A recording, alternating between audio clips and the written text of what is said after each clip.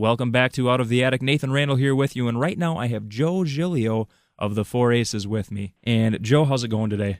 Oh, pretty good, Nathan. How are you? I'm doing just fine. It's a little bit warm here in Wisconsin right now. So what part of Wisconsin? Southwest Wisconsin, actually. Is that anywhere near Milwaukee? If you look on a map and you go directly across the state on the other side. Okay. I'll tell you what. I love the people in Milwaukee and Wisconsin. There's wonderful people. We performed there many, many years at the Italian Festival, the Festa d'Italia in Milwaukee. They have it every year, and it's a huge event. And it's got several stages, and there could be Dick Contino on one stage, the Four Aces on another stage, the Four Lads on another stage, Bobby Rydell on another stage. It's terrific, and it's you pay one price, you get in, and you spend all day watching entertainment and eating Italian food. It doesn't get any better than that. What is your personal background in music? How did you get involved with music, and then how did you get involved with the Four Aces? Well, I go back. I'm an old guy. I've been around a while. I graduated high school in 1958, and I had a musical group back then called the Echoes, of which I was co-founder of, and we had a record, and we did the Dick Clark show, and the record kind of took off a little bit, and a funny thing happened, which I can't.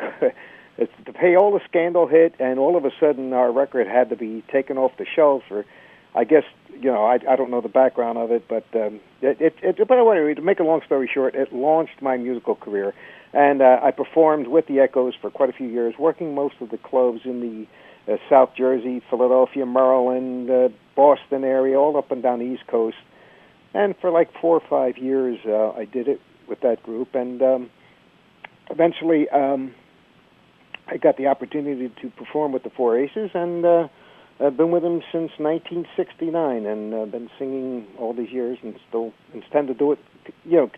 Continue to do it. Hopefully, we have a very busy schedule this year. We've got quite a few bookings, and next year is promising as well. And we're still in demand and still working. So it's a tribute to the show that we do and to the music that we had a lot of hit records with.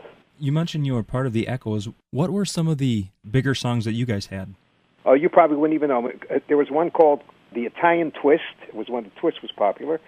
And another song called the Scratch My Back.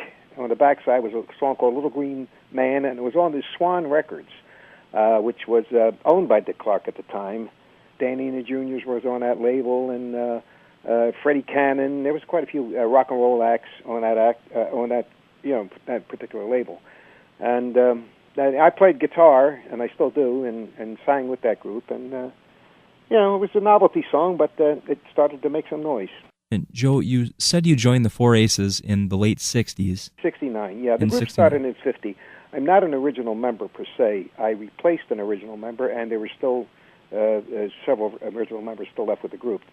So I worked with those guys for a lot of years and became a full partner in the group, and have been ever since.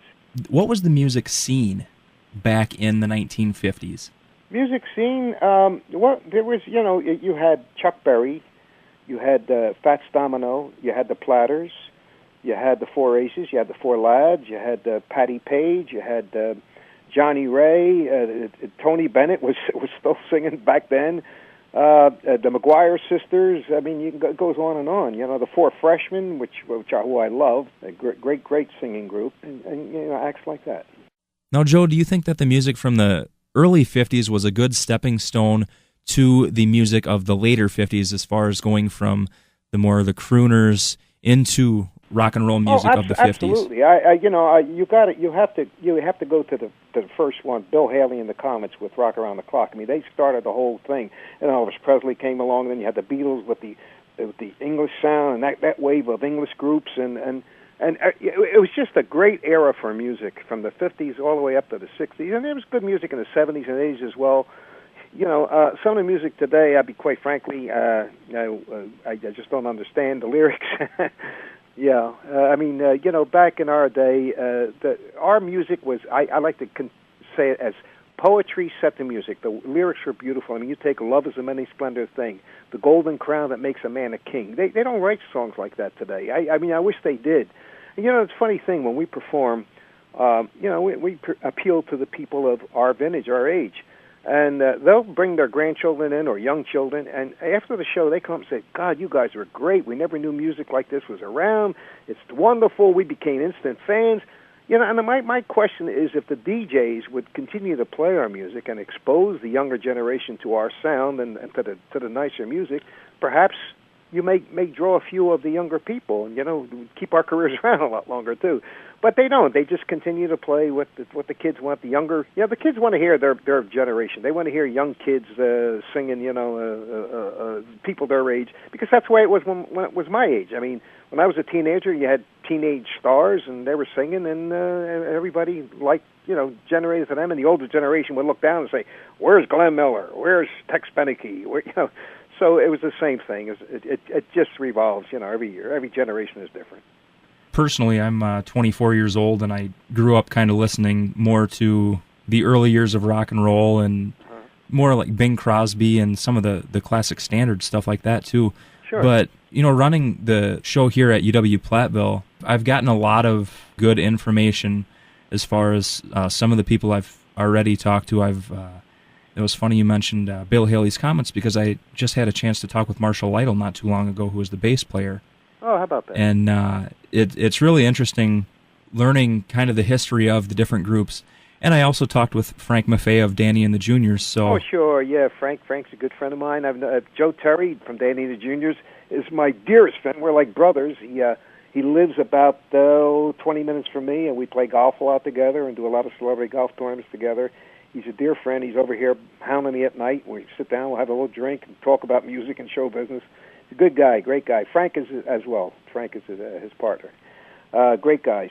But it's crazy. I mean, the whole music, and it's a tribute that we're still performing. Joe's still performing, and we're still performing. I mean, it's great, and I love performing. It's something that we, I guess we're, just love doing. We can do a full concert, which requires maybe a 40-minute set of songs, and then an intermission. We'll change tuxedos, come out and do another 40-minute, all different songs, all hits by the Four Aces, and we interject that with some current things. We'll do, but we try to interject a few younger songs to keep the younger people happy, But and I'll do a feature number of Malagueña on guitar. I play it on guitar. Kind of a classical piece, and a little comedy interjected, and it makes out for a well-rounded show, which the people want to see. So.